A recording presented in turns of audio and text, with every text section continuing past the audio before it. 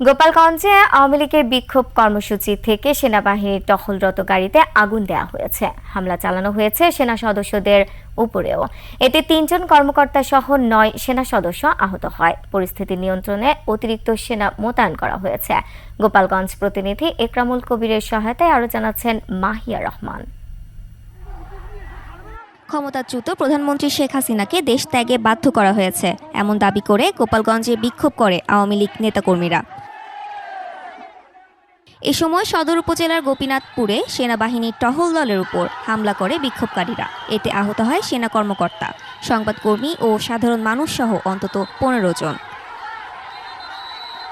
ISPR জানিয়েছে, বিক্ষোভকারীরা গোপালগঞ্জ ঢাকা মহাসড়ক অবরোধ করে রাখলে পরিস্থিতি নিয়ন্ত্রণে আনতে সেনাবাহিনীর দুটি টহল দল ঘটনাস্থলে যায়। এ সময় উত্তেজিত বিক্ষোভকারীরা ইট পাটকেল ছুড়তে থাকে।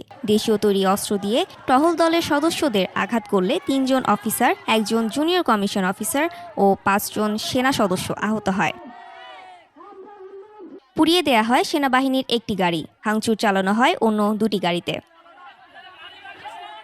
পরিস্থিতি নিয়ন্ত্রণে আনতে ঘটনাস্থলে অতিরিক্ত সেনা মোতায়েন করা হয়েছে। আহত সেনা সদস্যগণ আশঙ্কামুক্ত ও চিকিৎসাধীন রয়েছে।